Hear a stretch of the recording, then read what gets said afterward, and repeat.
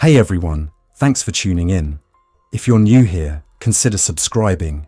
It really helps keep these stories coming. And while you're here, let me know in the comments where you're listening from. Now sit back, relax, and let's get into the story. They always say you can't go home again. I used to think that just meant childhood nostalgia wore off. I didn't think it would mean trudging back into the Bitterroot Mountains of Idaho with a half-tank Jeep, a loaded pistol under my seat, and the rising knowledge that the world as we knew it had collapsed. I dropped out of college 2 years earlier, University of Oregon, environmental science, and had drifted through half a dozen cities working odd jobs. Bicycle courier, barback, GIS data entry for a city council campaign that never got off the ground. My relationship with my father, Stanley Harlan, had been strained long before that. He was a Vietnam vet, off-grid prepper, and the kind of man who didn't believe in cell towers unless they were being shot at. When the emergency alert system buzzed everyone's phone in the first week of the outbreak, I hadn't even been paying attention. I was in Eugene, Oregon, holed up in a friend's apartment, watching news clips on Reddit of people collapsing in Denver and biting through riot cops' Kevlar like it was paper. Within days, highways were blocked, hospitals turned into war zones, and the internet throttled down to government-issued bulletins. And then my dad called. I don't know how he got through. It was a choppy satellite connection. "Cameron, you need to come home. We have room." Then static, then silence. And so I packed what I could.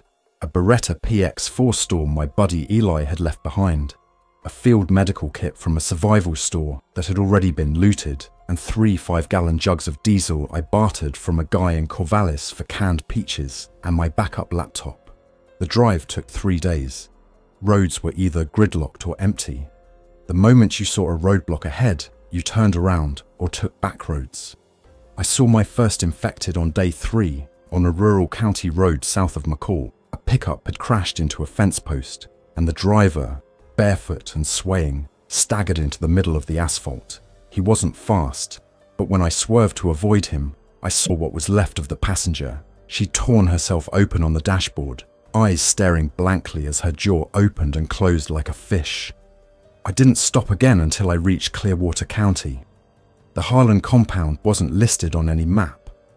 Dad had bought the property 30 years ago, tucked into a valley about 2 hours northeast of Grangeville, accessible only by an old logging road.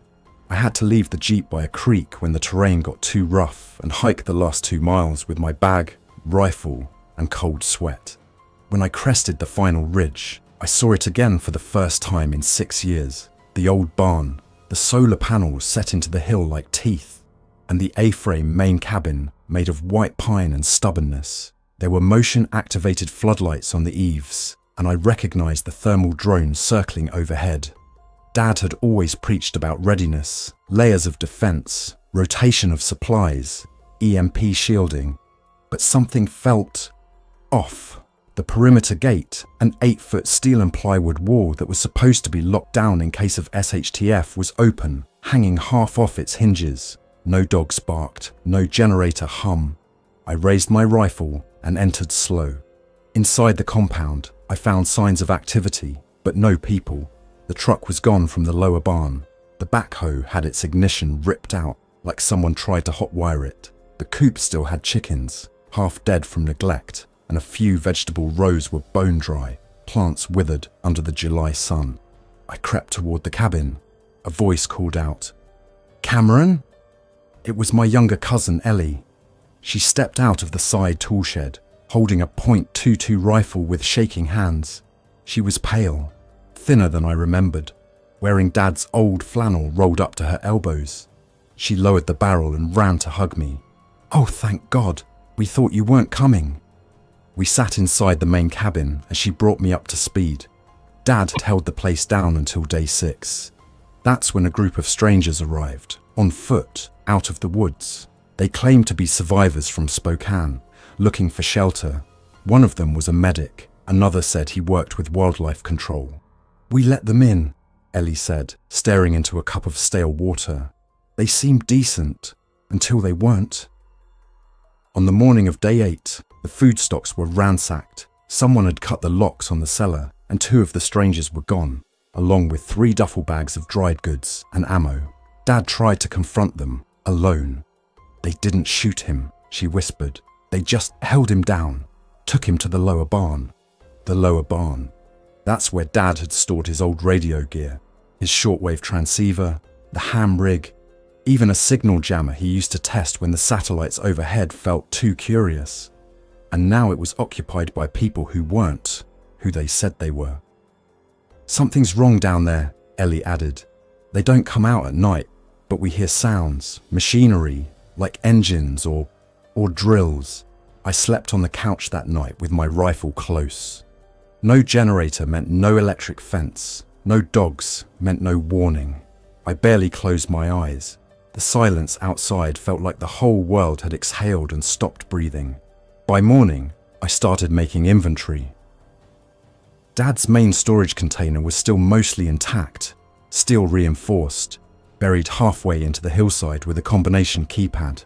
The code hadn't changed. Inside were 4 crates of MREs, 2 sealed water barrels, ammo tins for the .308 and .223 platforms, and Dad's prized possession, a Springfield M1A with iron sights and a Leupold Mark V scope. I found his logbook too. The last entry was dated day 7. No contact from border posts, drones picking up infrared flares west of the creek. Stranger in barn isn't a wildlife expert. Found vial of unmarked chems in his gear. Ellie doesn't know, keeping it quiet, locking lower barn. If they're who I think they are. It cut off there. That afternoon, I scouted the lower barn from the ridgeline. Binoculars in hand, I watched as 2 of the strangers exited. Men I didn't recognize. One wore a lab coat stained and torn. The other had a sidearm slung military style and carried a black case with a biohazard warning stenciled on the side.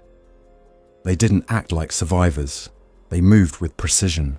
Military training maybe, but not US. They walked 50 yards to the creek, filled canteens and returned. Never talking, never looking around. The barn door closed behind them. Then I heard the noise Ellie warned me about. Not a generator, not drills. It was a low rhythmic humming, mechanical but organic somehow, like an old MRI machine left running too long. And something else, growling, wet, raspy, not human. That night I made a plan. We'd never take the barn head on, not if they were armed, and especially not if they had infected inside. But if I could get to the drone controls in Dad's comms locker, stored above the garage, I could pilot the aerial thermal cam back online and get a layout. Ellie and I moved under moonlight. The old ladder up to the loft was still secure, and the locker's biometric reader still powered by a backup solar cell. I scanned Dad's thumb from his old tactical kit.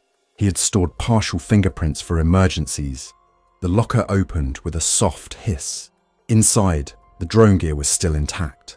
A Parrot Anafi thermal quadcopter with a custom relay module and 2 battery packs. I held my breath as the drone circled silently over the lower barn. The thermal camera picked up 5 warm-bodied signatures. 4 of them clustered on the south end. Near what I remembered was the tool bench and radio gear. The 5th paced slowly along the opposite wall, likely a sentry. Their patterns were tight, coordinated. These people weren't scavengers. They were trained. Every move, every heat bloom on the screen reinforced a creeping suspicion. This wasn't just a group of survivors looking for shelter.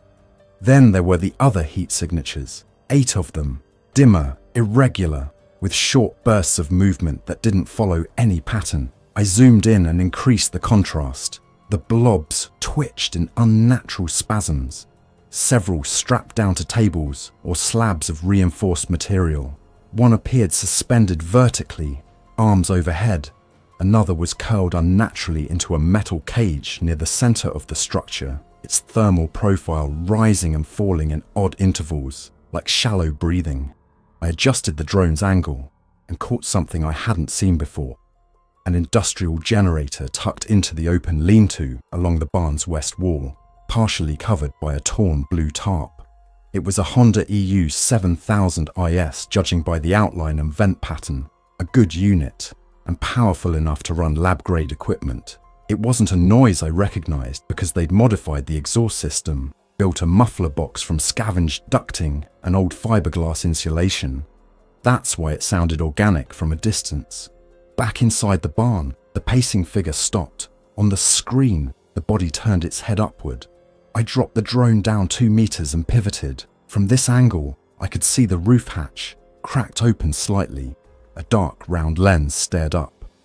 They had thermal optics too.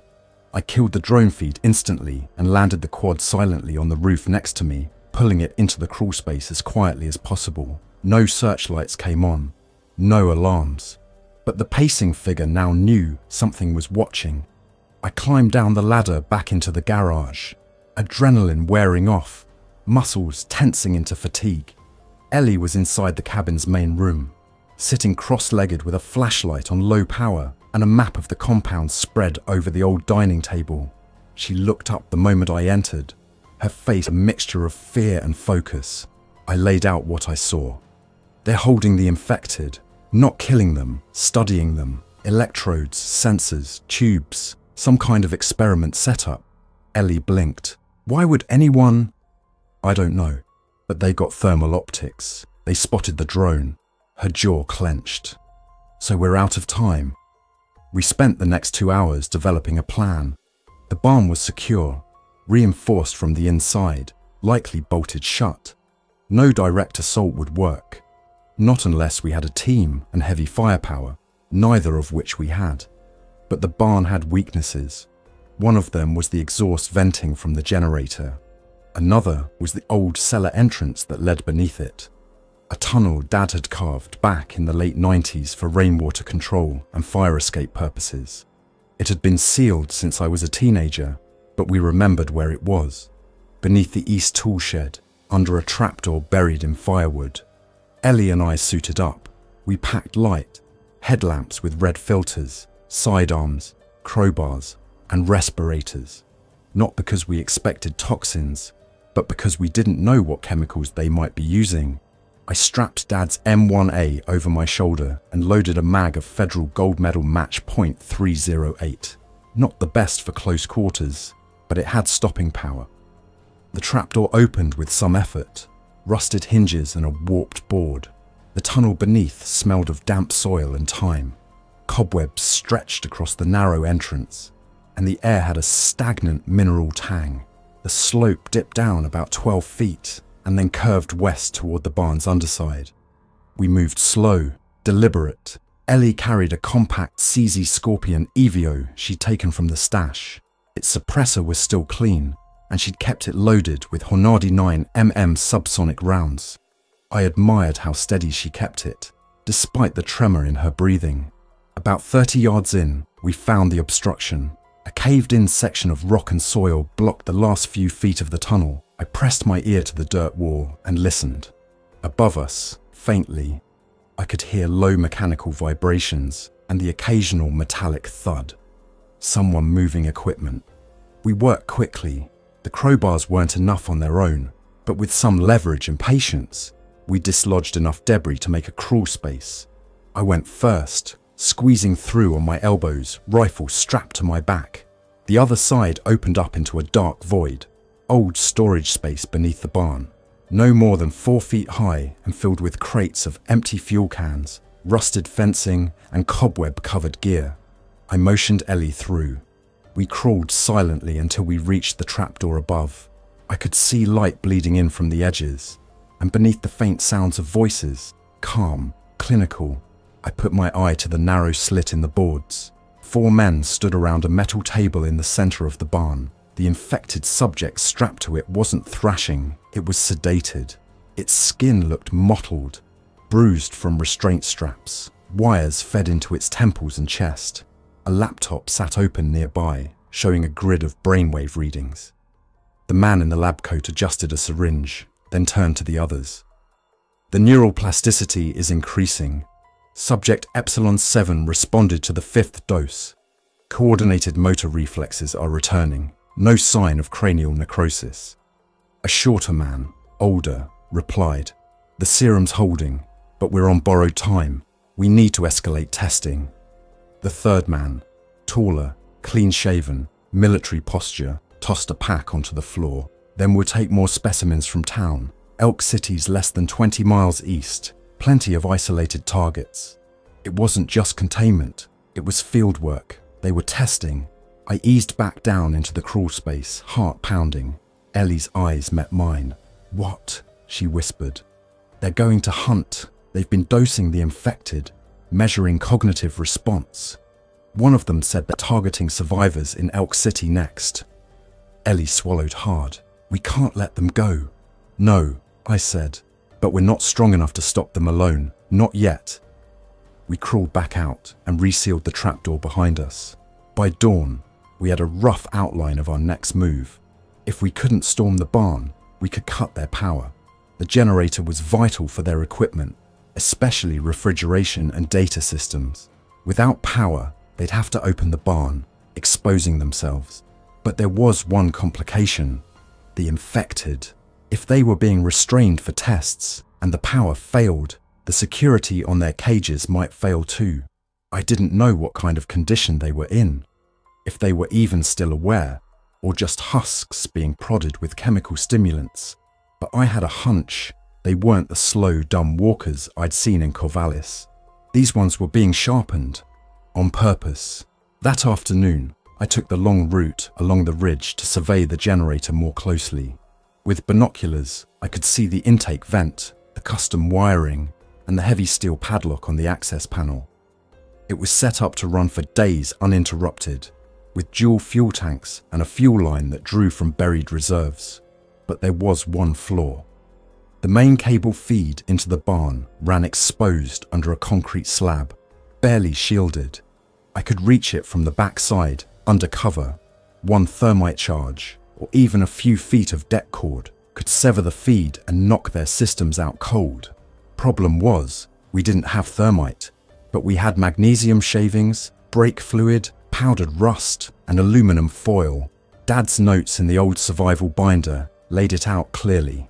DIY thermite burns at 2,500 degrees Celsius, enough to melt through rebar, cable casings, even engine blocks. Dangerous, unstable, but effective if deployed properly. We spent that night assembling it. I mixed the chemicals on a tarp, careful to wear gloves and eye protection. We wrapped the final mixture in waxed canvas, with a homemade magnesium fuse and a car battery ignition line. The whole thing was crude, but if there's one thing my father drilled into me since I was old enough to hold a wrench, it's that the principle always matters more than the polish. Thermite doesn't need finesse. It just needs heat, oxygen, and time. Once that fuse went, it wouldn't matter how clean the cut was. That cable would melt. Ellie double-checked the watch rotation while I tightened the final connections and sealed the charge in a plastic casing from an old first aid kit. She was nervous, rightfully so. This was going to expose us. Even with a silenced charge, they'd hear the hum cut out. No noise, no airflow, no lights. Those 5 men would know something had gone wrong. We had maybe 30 seconds to either vanish or move. But this wasn't just sabotage. It was leverage. We waited until 2 a.m. to move. That's when the barn's lights were at their lowest output, and the guard rotation was laziest. Through the thermals, I confirmed the pacing figure inside had sat down for at least 20 minutes, barely moving. Their confidence was going to be their weakness. We approached the generator from the tree line, moving slow and flat to the ground. I was in front, carrying the charge in my backpack, the Springfield across my back. Ellie flanked wide with her CZ slung low. We timed the wind. It was moving northwest, carrying any sound away from the barn. I reached the slab housing the cable conduit and laid belly down. The concrete lip had cracked in one corner, just enough to expose the line. I pried it further with a cold chisel and slipped the wax canvas pouch into place. The magnesium fuse was about 12 inches long, more than enough to ensure ignition, even in damp air. I clipped the ignition line to the car battery's terminals and checked everything twice. Ellie whispered over comms, "Clear on my side." I clicked the switch. The fuse hissed to life, spitting pale white sparks like a Roman candle under pressure. It burned hotter and brighter with each second, and within 10, the thermite caught. It was nearly silent, just a low hiss and the sound of metal surrendering to heat. Then the compound went dark. Every light inside the barn blinked out. No engine hum, no backlight from the windows. Silence. Until something screamed. Not human, the kind of scream you feel more than hear. It came from beneath the barn, muffled, restrained, but real. A sound of frustration and pain, and rage. We pulled back immediately, retreating to the ridge where the drone had launched the night before. From there, we had a full view of the barn and its surroundings. My thermal scope picked up 4 of the 5 figures now outside the barn, sweeping the area with flashlights and NVGs. They were moving with purpose, but their formation was wrong. Sloppy, staggered. 2 of them carried rifles, the others sidearms. One of them was yelling into a radio, clearly panicked. The other was inspecting the exposed conduit and remnants of our charge. Inside the barn, the 5th man remained, and he wasn't alone. The infected heat signatures were shifting. What had once been stationary blobs were now in motion, faster, sharper. One of the cages tipped. Another figure bolted upright and collapsed onto the floor, writhing. The restraints were failing. Ellie and I didn't speak. We watched, waited. The barn door opened, just a sliver. The man inside stepped out, sweating profusely. His coat was torn, blood-stained. He held a tablet in one hand and a sidearm in the other. He was shouting something to the others, but the words didn't carry. Then one of the infected appeared behind him. It wasn't slow. It didn't stumble. It ran, and it knew what it was doing. The man turned too late. The thing hit him like a freight train, knocking him clear off the ramp and into the grass. The others opened fire. I saw muzzle flashes, heard suppressed bursts, but it wasn't enough. The infected didn't stop. Another 2 burst from the barn after it, faster than anything I'd seen before. They weren't acting like the infected from Corvallis or the ones on the highway. No vacant stares, no erratic twitching. These ones tracked targets, ducked gunfire, coordinated. Ellie whispered, "They're controlling it," or were. It was all falling apart for them now. The infected turned on their captors with surgical violence. One man tried to run for the truck at the edge of the compound. He didn't make it 10 feet. Something grabbed his leg and dragged him back, kicking and screaming. Ellie and I stayed low. The ambush worked better than we ever expected, but we weren't out of danger. One infected paused, looked toward the tree line. Not just scanned, looked. It was a woman, or had been. She had black hair pulled tight, dried blood on her hands, and streaks of what looked like medical tags still clinging to her wrists. One eye was swollen shut, the other locked on us through the darkness. She didn't attack. She watched. Then she turned and walked back into the barn. I don't know how long we stayed frozen. 5 minutes? 10? Eventually, the remaining gunfire stopped. One of the men was still alive, crawling across the dirt. The others were either already gone or had vanished into the brush. At sunrise, we made our move. The lower barn was a massacre. Inside, the tables were overturned, equipment shattered. The makeshift operating slab in the center was broken clean in half, split down the middle by what looked like a pry bar. Blood pooled in the corners, mixed with crushed glass and footprints. Most of the infected were gone, but not all. We found one of them, still restrained to a slab, convulsing in silence. His jaw had been wired shut. A monitor was still attached to his chest, rhythm flatlined. On a whiteboard nearby, someone had written, "Test Group E, 7 neurological conditioning, partial success. Subject retained object tracking. Aggression levels plus 400% on a secondary board. Cognitive retention in stage 3, possible with chemical B7X. Motor skills observed. Initiate batch replication." The madness of it sank in like ice water. These weren't scavengers or rogue scientists. This was organized, deliberate. The infected weren't just being studied, they were being improved. In the back corner, near the old livestock pen, We found my father. He was alive, barely. His arms were zip-tied, face bruised, lips cracked from dehydration. His eyes fluttered open as Ellie dropped to her knees beside him. They didn't want me dead," he rasped. "Wanted witness, feedback." We freed him and gave him water. As he slowly regained coherence, he told us the pieces we were missing. The group came from a lab outside Spokane, private, not government, funded by a biotech company called Gennaro Research. When the outbreak started, they went dark, but some of their teams were reassigned to field study groups. One of them, Unit Kilo 7, was deployed to observe rural outbreak behavior. Instead, they began experimenting. They had access to early batches of the pathogen, designed a serum to stabilize neural decay, and began live testing it. He'd caught one of them on the radio, speaking in code about Phase 2. "We were a control group," Dad said. "They weren't just here to hide, they were validating a model." We spent the next 24 hours recovering what we could: equipment, documents, video logs. Some of it was encrypted, but some played clear as day. Test logs, data sheets, voice memos, dates, names, dosages. We buried the dead, what was left of them. The infected who attacked hadn't come back. They vanished into the forest, taking their new instincts with them.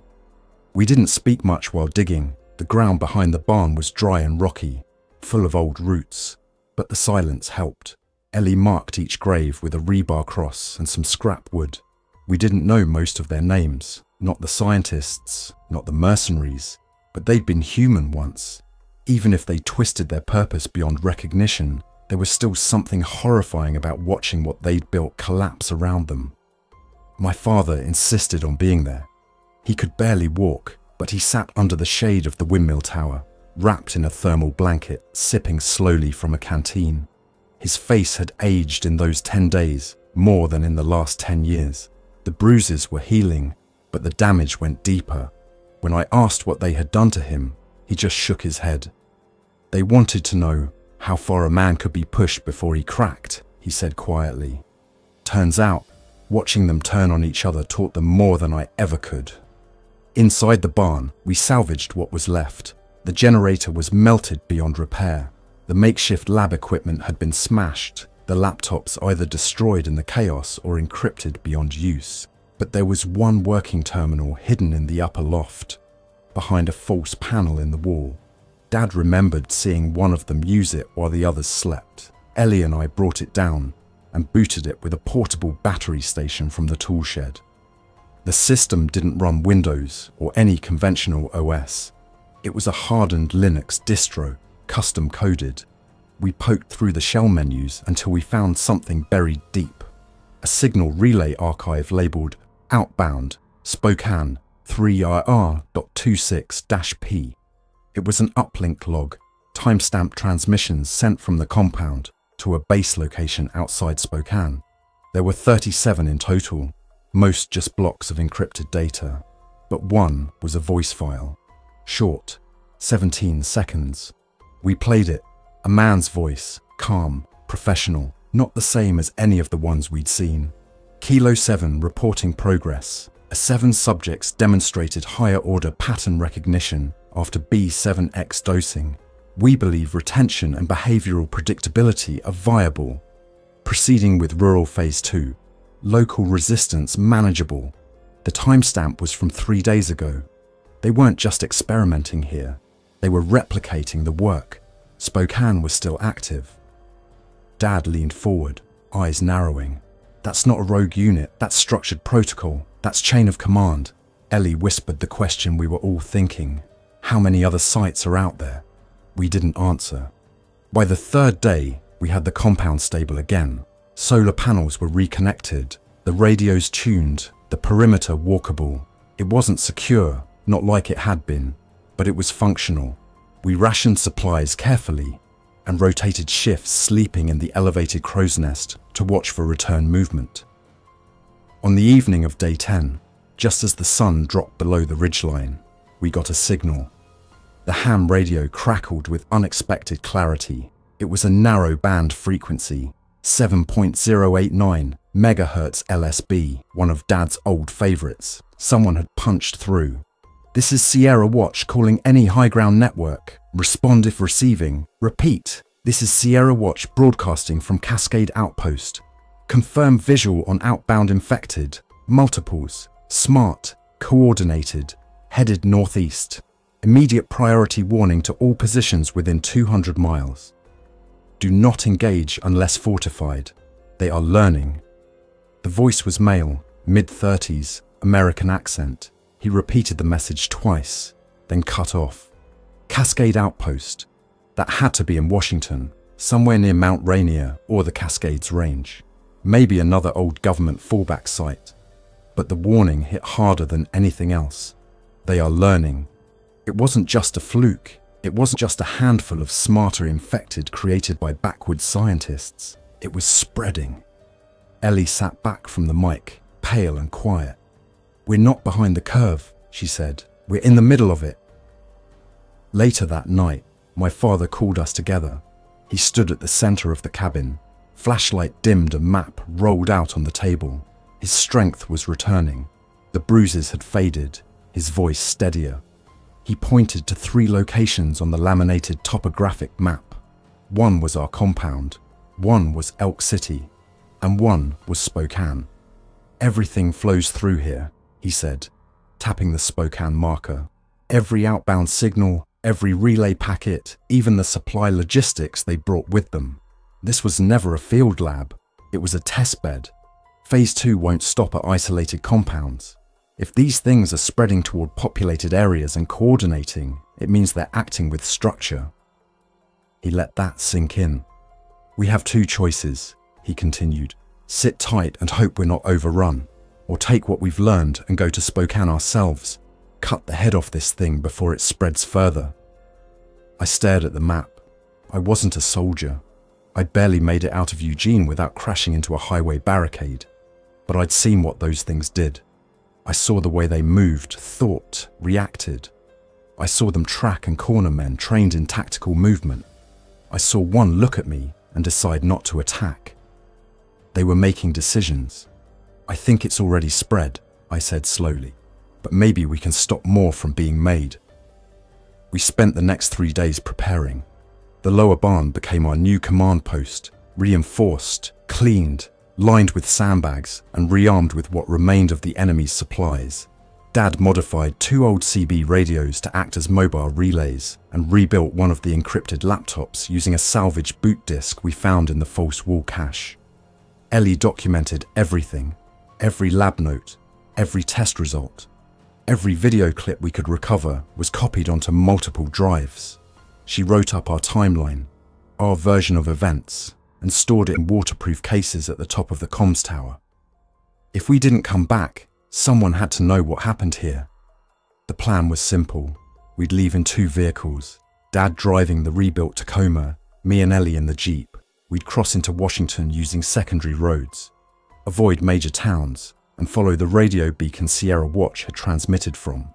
If we couldn't find them, we'd continue to Spokane and find the facility where Kilo 7 came from.